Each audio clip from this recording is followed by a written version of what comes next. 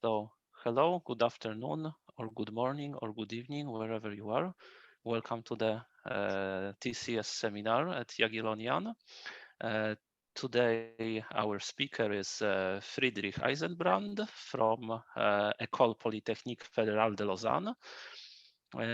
Fritz is well known for his work on combinatorial optimization and integer programming.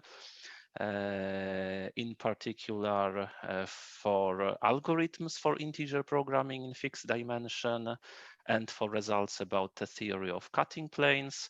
And today he will tell us about integer programming in few dimensions. Okay, thanks a lot. Thank you very much, Bartosz. And again, thanks a lot for giving me the opportunity to speak here. And again, I very much regret that I cannot be with you. I always enjoy talking to my colleagues from Poland. It is it's very unfortunate that I also cannot see Krakow. I've never been to Krakow, and I've heard only very good things about this beautiful city. Okay, so I tried to share my screen. And I hope this works.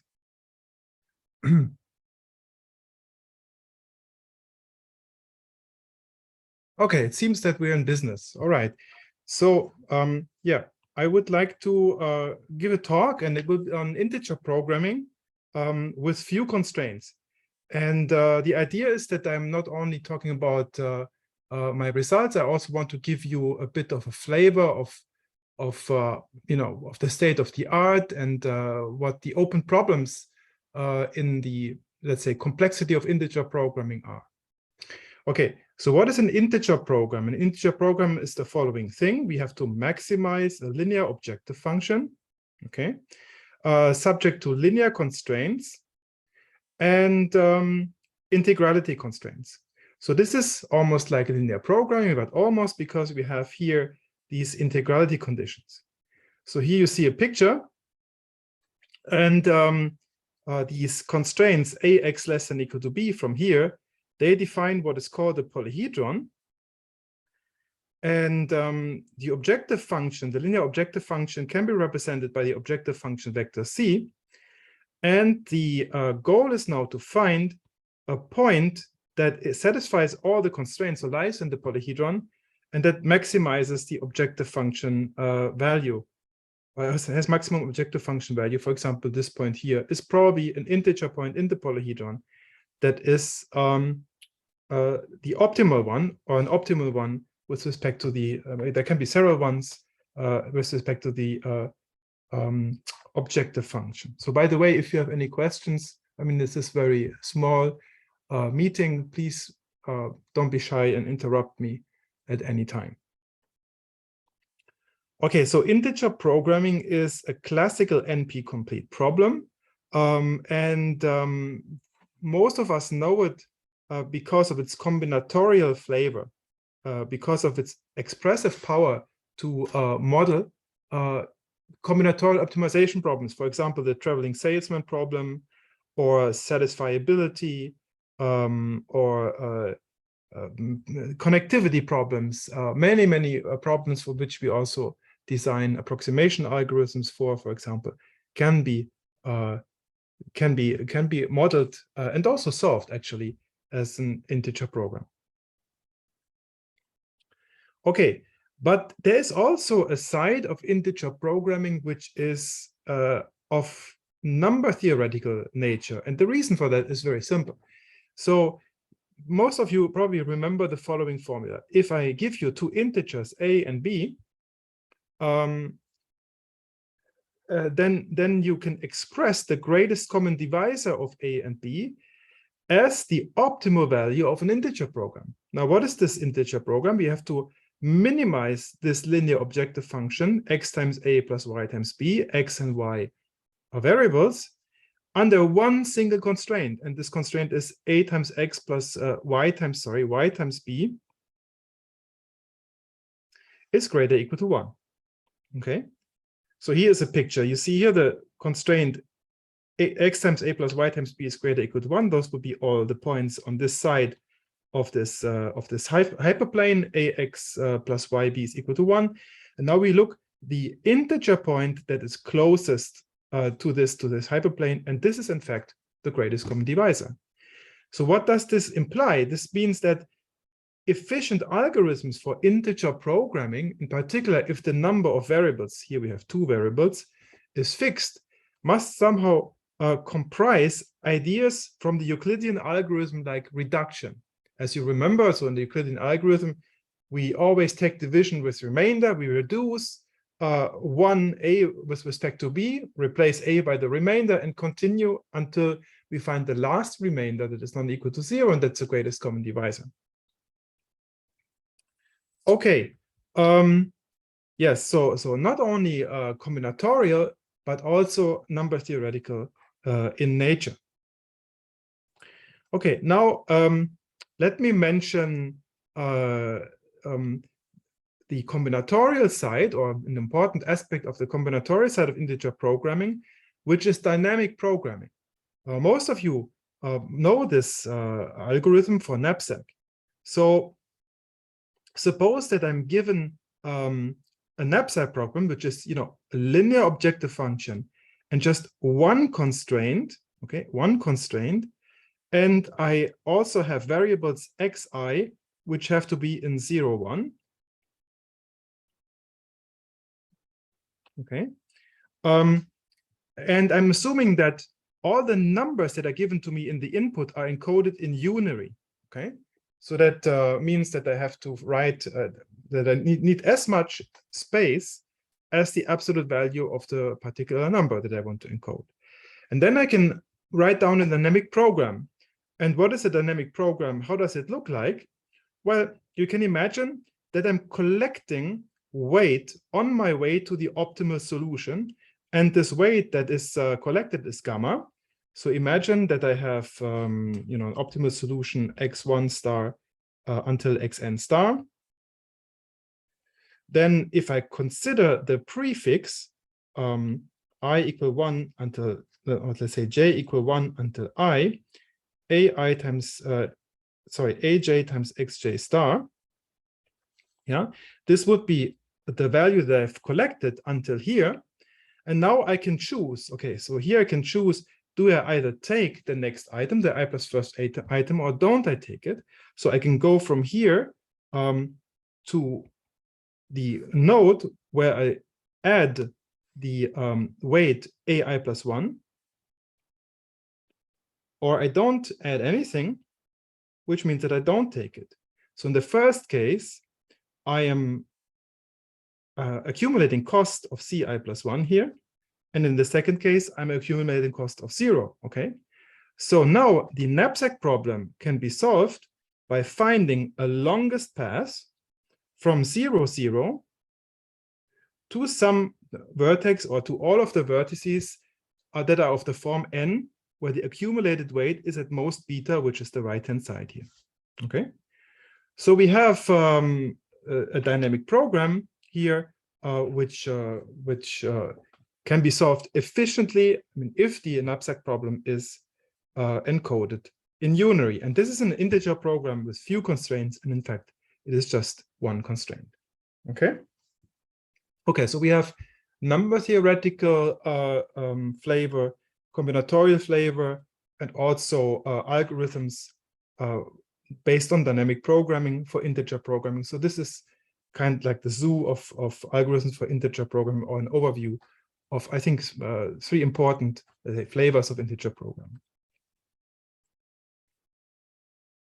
Okay, now let's go to the state of the art of integer programming, the complexity of integer programming. And now I'm talking about an integer program in its general form. So I need to, let's say, sort of maximize C transpose times X, AX less than or equal to B, and X in Zn. And I'm not assuming anything about the way that I'm encoding the numbers in A or the right-hand side B or C. Naturally, the algorithms must be at least exponential. And there is a very interesting development here and an open problem in the complexity of integer programming. Okay, so Lenstra in 1983 has shown that an integer program with n variables can be solved essentially in time 2 to the O of n squared. Okay, so this is not singly exponential. We have an n square in the exponent.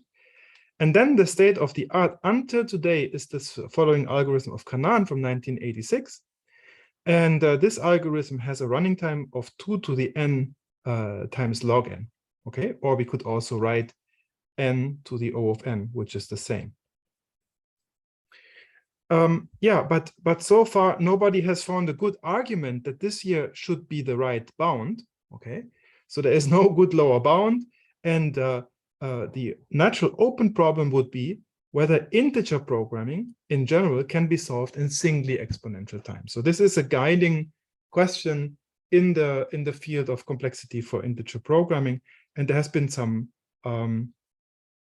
progress that I will survey also in this talk.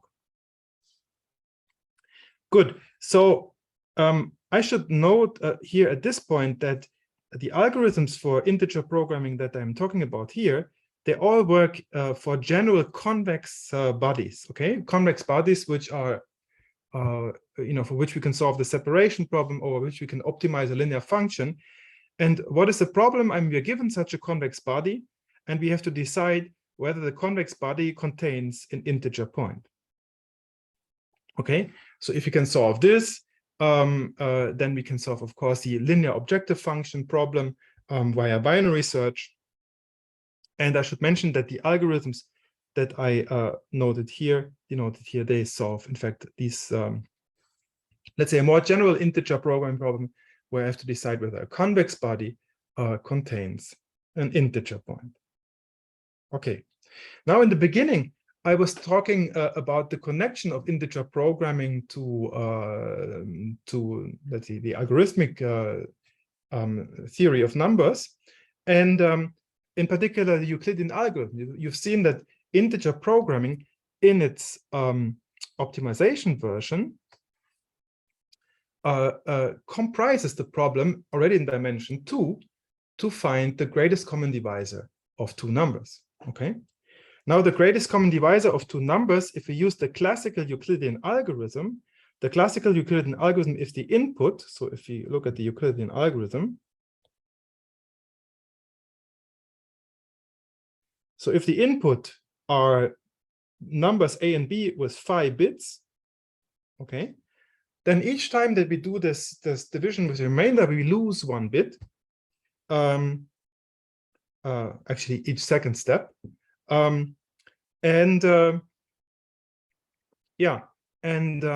means that we have a linear time algorithm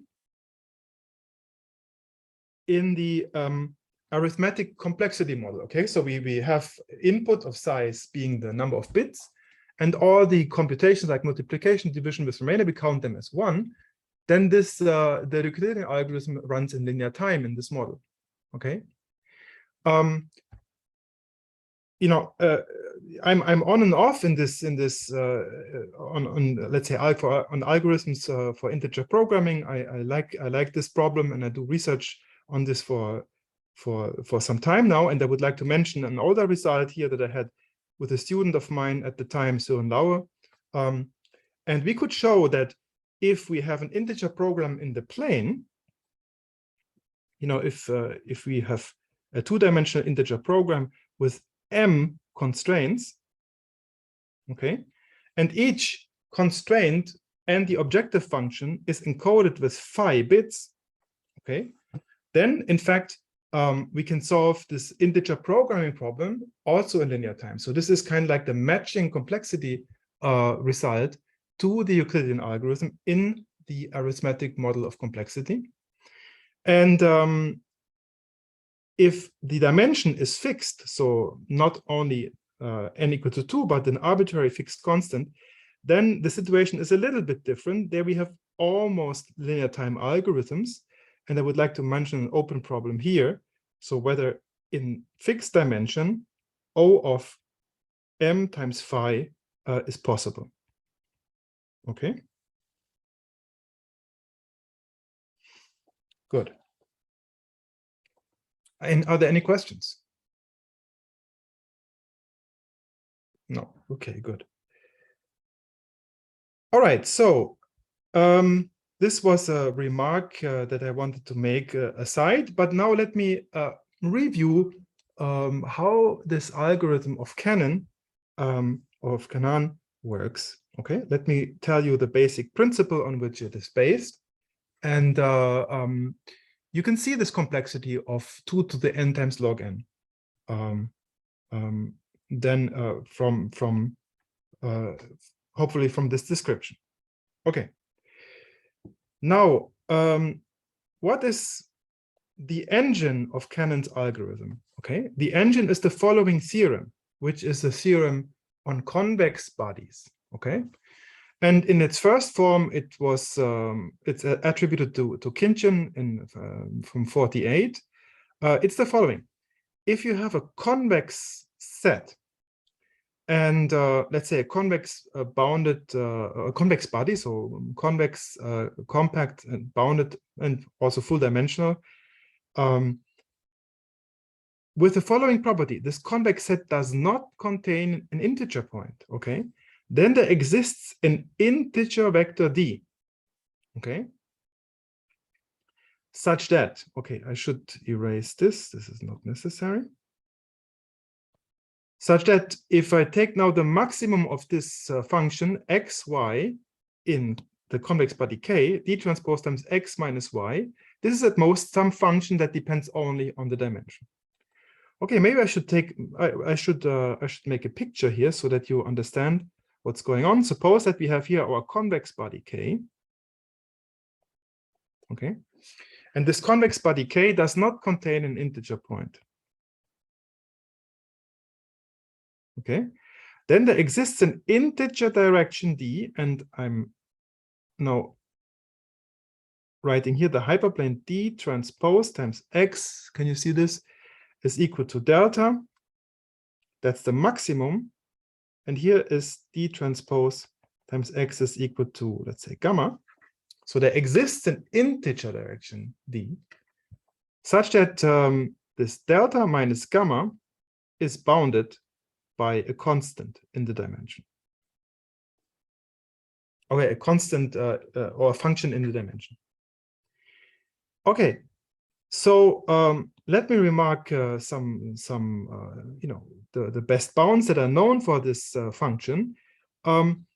Yeah, I noted that Khinchin gave exponential bounds in 48, but then Lagarius, Lenstra, and Schnorr in 1990 showed that in fact this maximum minus the minimum here is bounded by n to the 5/2. And then some very smart people, I guess some fellow countrymen of yours, Banachik et al. In 1999, they showed that this function f of n is in fact bounded by n to the 3/2. Okay, and this is based on transference bounds and modern versions of transference bounds that were given by Banachik. He was the first one, if I'm not wrong, who used Fourier methods to give nice transference bounds, so to improve these constants. Okay. Okay, good. Now, let me first now go into why is this useful? Okay, why is this useful? Okay, so here's our convex body. And suppose that I can now solve the following problem. I can solve the following problem. I can find the minimum over all integer directions that are non-zero of this maximum d transpose times x minus y, x and y and k. So this means I find the integer direction such that this gamma minus the delta here, sorry, gamma and delta, they should be different. The gamma minus the delta here are minimum. Okay, gamma minus delta minimal. And minimal over all integer non-zero directions. Okay, there is one case, the first case. The first case is, well, this gamma minus delta is larger than the so-called flatness constant. then I know, well, k intersected the integers is not empty. Okay. Now, what is the good thing about the second case?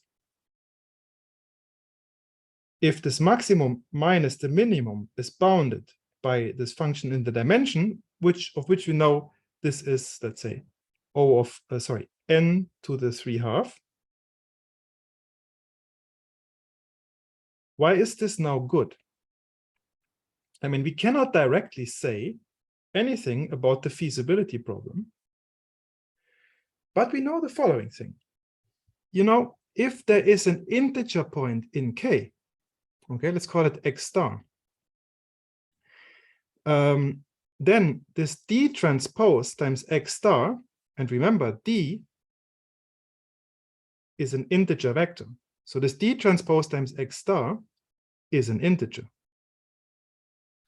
Correct? And it is an integer.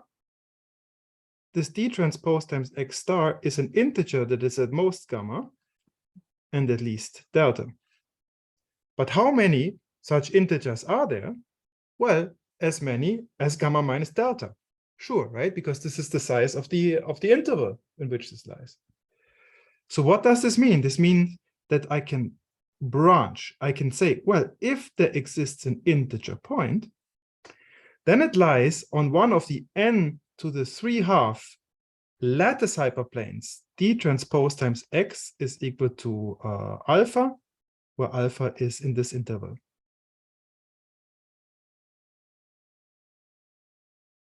Okay. And this here, those here are lower dimensional problems.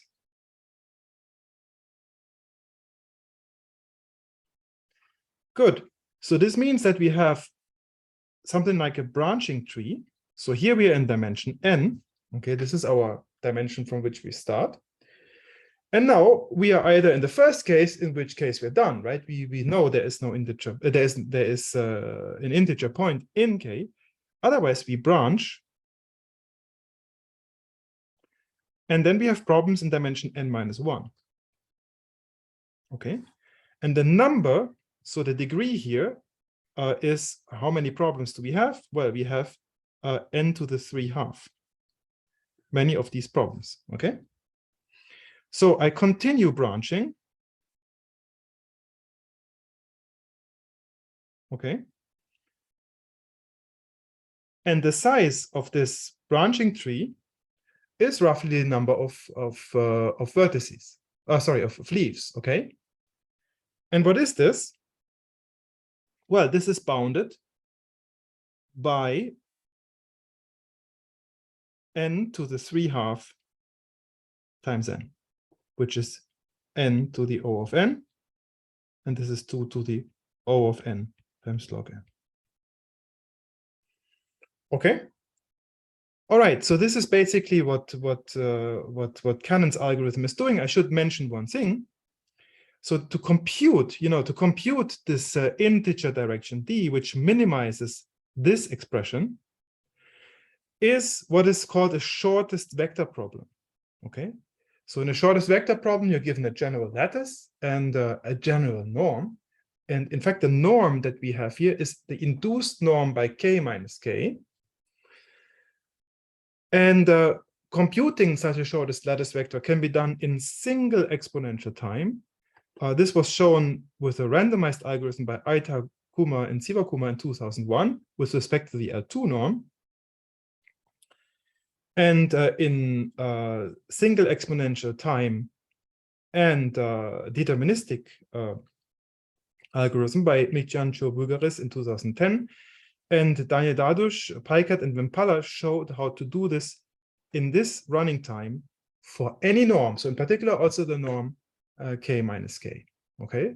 So this is kind of like the bottleneck of the, the bottleneck of the running time n to the n lies in this flatness theorem on the branching that is done here. In fact, if you would do only this, you can also show that linear flatness is necessary, right? So you cannot improve upon this, okay? Upon the running time of 2 to the n times log n. but I thought I'd give you an overview on how the state-of-the-art method here works. Are there any questions? No. Okay, good. Good. Yes. I want to mention approximate integer programming. Now, what is approximate integer programming? Approximate integer program is the following thing. We're given a convex body, this one here, and this convex body has a center of gravity. Okay. Now, what would be approximate integer programming? I mean, in the original version, I have to find out whether there exists an integer point in the convex body K.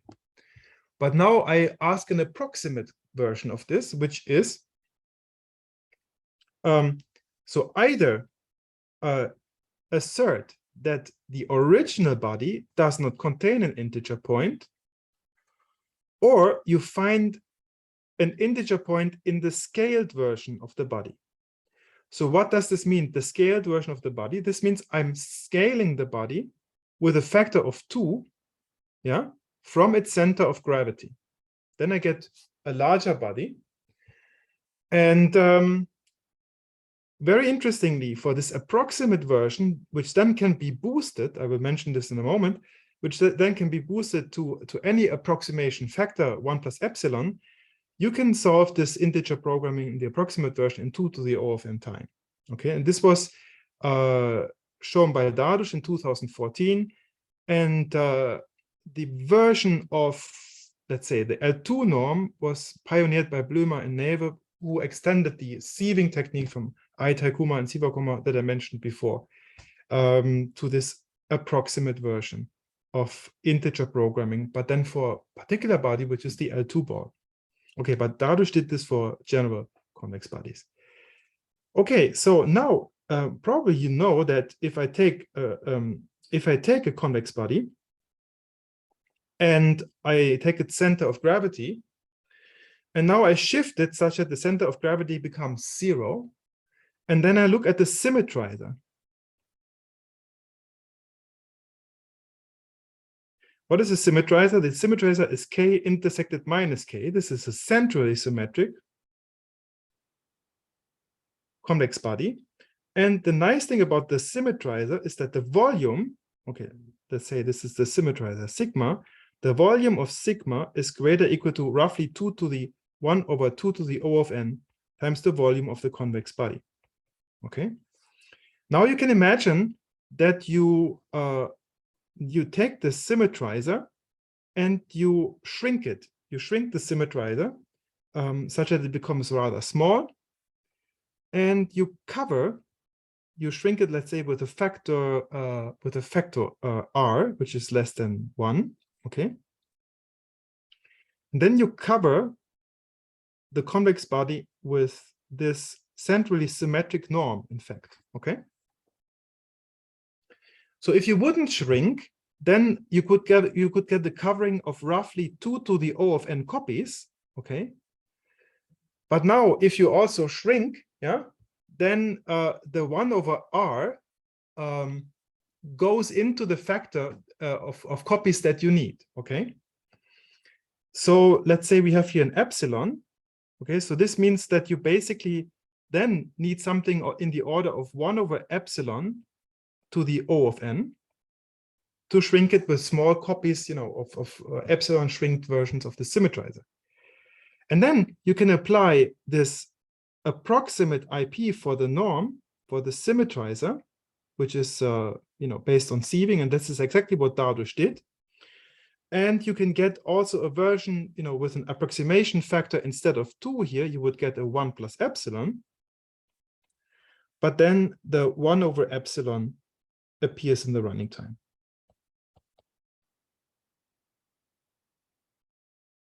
Okay, good. So I'm mentioning this because in a recent result, I will not go too much into the details of this, that I got together with Daniel Dardush and Thomas Rothfoss. We were interested in the following question. Okay, suppose that that we want to improve Canaan's algorithm in the regime where straightforward enumeration gives us already n to the O of n. What kind of regime would this be? Well, this would be the regime where the variables are bounded to be between 0 and n, for example. Okay, it could be a polynomial in n, but let's say 0 and n. You see, if I would just simply enumerate all these points and check whether they are in my convex set, I would get an n to the O of n algorithm. Okay, and what we could do, we could improve via approximate IP techniques that I mentioned in the beginning. We could improve this to log n to the O of n, and this is 2 to the O of n times log n. Okay, and in the case where we have an affine subspace, okay, where the polyhedron P or the convex set is an affine subspace intersected this cube, so it would look like something like this.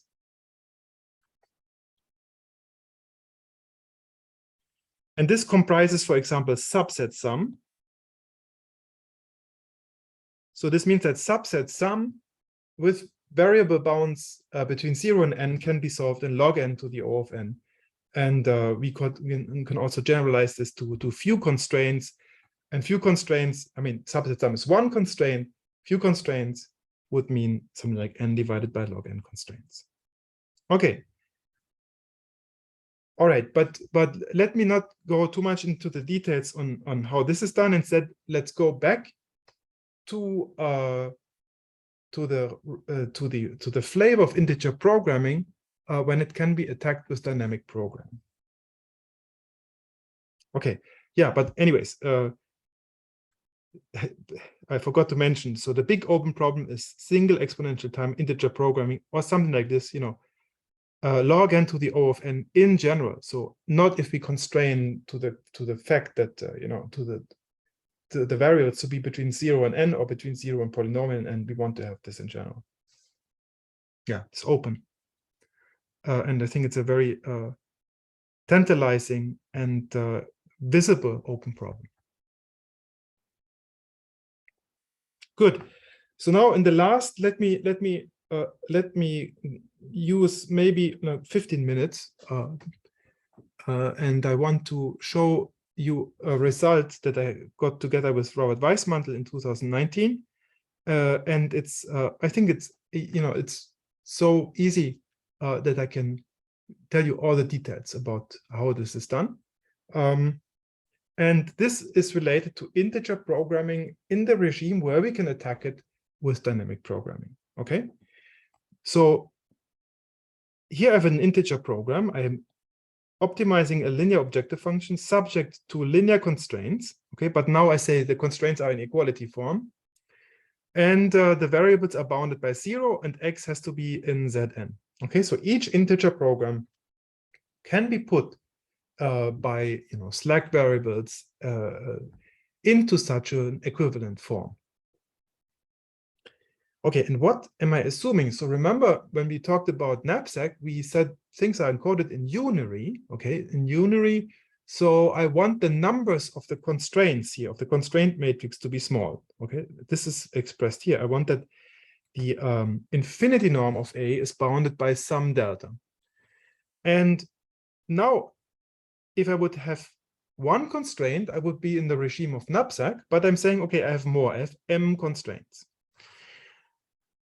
Now there's a very classical dynamic programming algorithm of Papadimitriou from 1981 that shows that such an integer program that we have here can be solved with these parameters m and delta, basically in time m times delta to the O of m squared. So m is the number of constraints, the number of rows that I have in A. And yeah, so Robert Weismantel and I in 2019, we could show how to bring down this m squared here to an O of m. Okay. And I want to explain to you how this is done. So let me review the algorithm of Papadimitriou from 1981. And it is, first of all, based on the following fact that you show with the Hadamard bound. If you have an optimal solution, then there exists an optimal solution to the integer program, where the infinity norm of the optimal solution is basically bounded by m times delta to the m. So if you look at this, you will recognize here the Hadamard bound, right? So each, each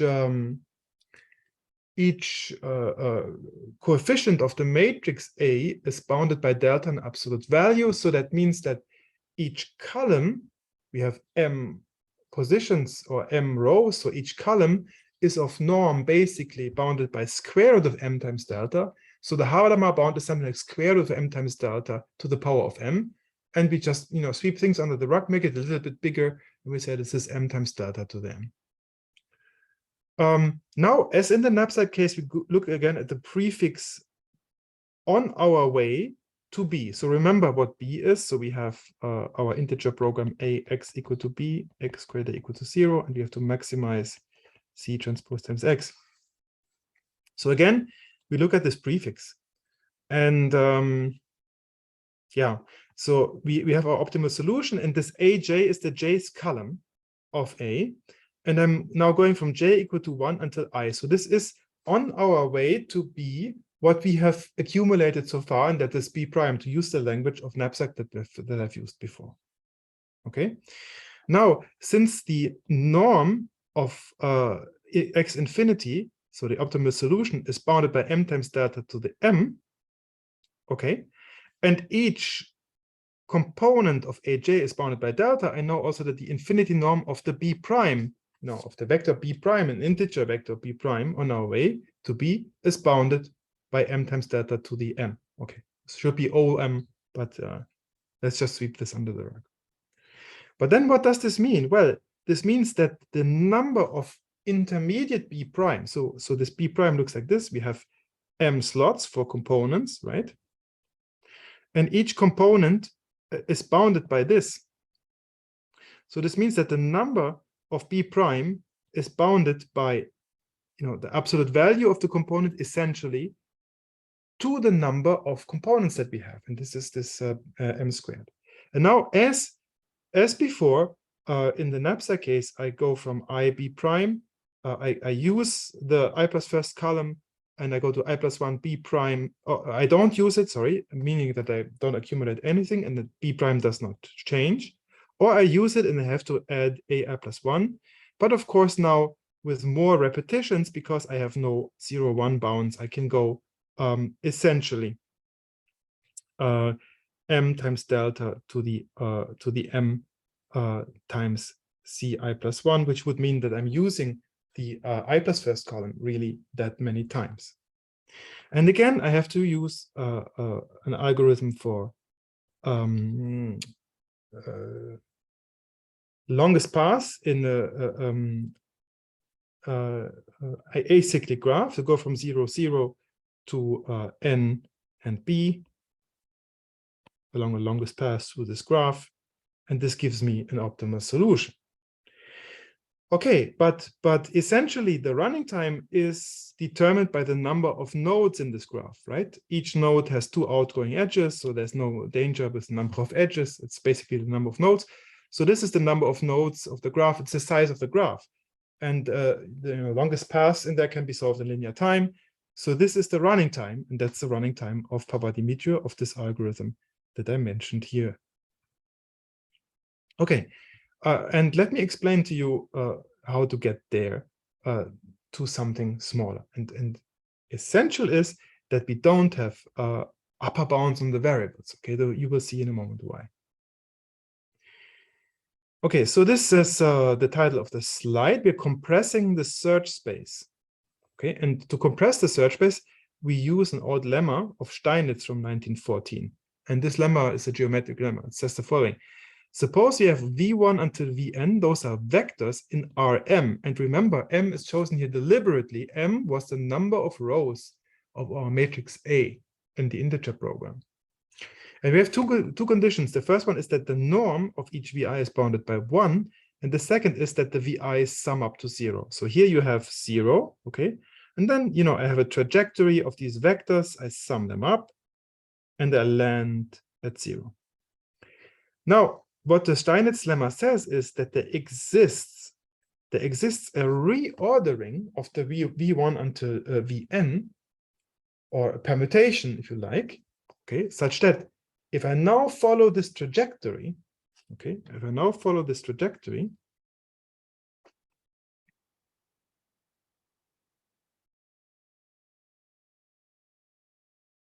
here's 0. If I now follow this trajectory will stay in, and I'm drawing the norm, the infinity norm ball, in the norm ball of scaled by delta. Oh, sorry, scaled by m, excuse me, scaled by m. This is the dimension.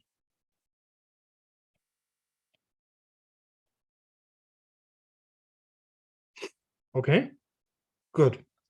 Now, what does this have to do with integer programming? It's the following simple fact. Well, you know, let's take our optimal solution x star. And now let's look at the optimal solution.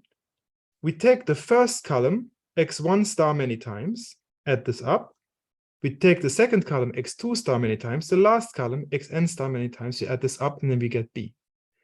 Now let's suppose that the one norm of x star is equal to k, then we can partition b, yeah? We can chop b up into k parts, meaning that we look at the vector b divided by k. So a1 minus b divided by k, x1 star times, plus, and so on, plus an minus b divided by k, xn star times, is equal to 0. Okay, and this is a Steinitz sequence. Now we are in this regime.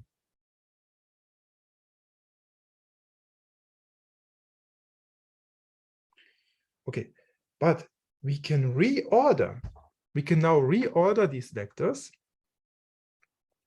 such that these vectors, they stay in the, okay, good. So the norm of each of these here is bounded essentially by delta. Okay, so we have to scale. Before the norm was 1, we have to scale. M is still the dimension. So essentially, if we reorder them, we stay in a box of side lengths here, m times delta. Okay, this trajectory stays in there. But now you see, we have here each time this vector minus b divided by k. Okay, now when we go on this trajectory, we just take the corresponding minus b divided by k, take it to the other side, and then we are walking from 0 to b along a trajectory now using the original columns of A, okay, because I took the B on the other side, where I'm not going astray from this line segment by more in infinity norm delta times m. Okay, so what does this mean? This means the following. Now, if I take a look at all the integer points at distance delta times m from this line segment, then there is a path from 0 to b if and only if the integer linear program is feasible, not, you know, not getting out of this bread loaf here. Okay, and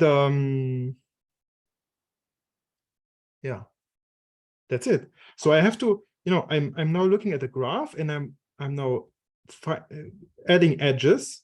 This edge here from x, let's say from y to x, is present if x minus y is a column of A. Okay, and we can also give it the corresponding weight. So this would be, let's say, ci if it's the ith column. Okay, now how many integer points do we have?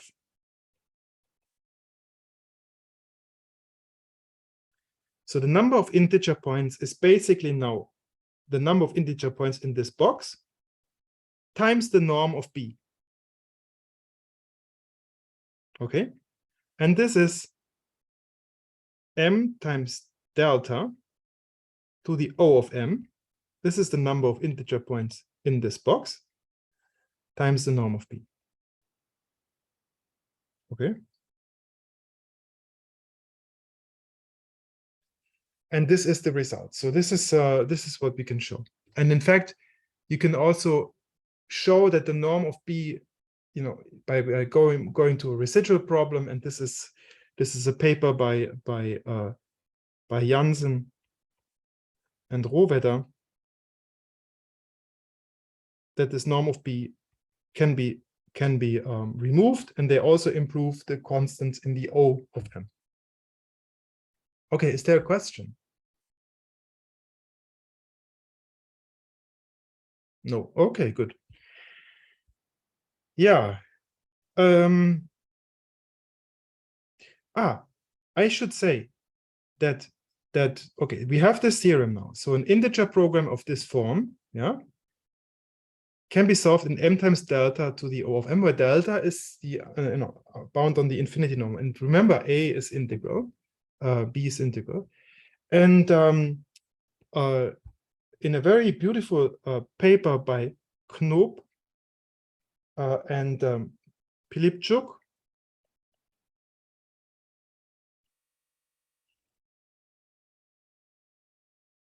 and Rogner from 2018, it was shown that this is tight under the exponential time hypothesis. Okay, so we were pretty happy. We were very happy when this was shown, because you cannot improve upon this running time in this regime. Okay, so going from m squared to m, that's it.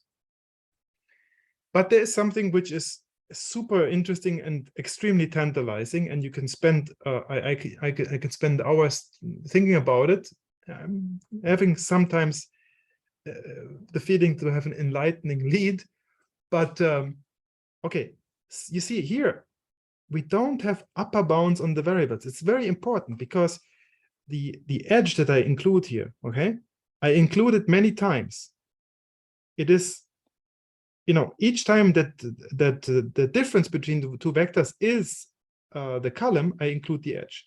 But then I do not have control on how many times I'm using this arc. Okay, so I cannot imply upper bounds on the variables. And let me just mention the following thing. So if you have to solve the following problem, AX equal to B, A, let's say, is a 0, 1 matrix. Okay, then the best so far is 2 to the O of M squared.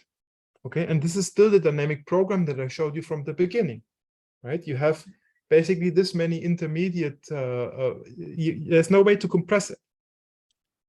But I think this is not correct. I mean, this is not the correct answer. This is not the final answer. It should be, I would say, it should be closer to 2 to the O of M in this regime. So the open problem that I want to close with is this.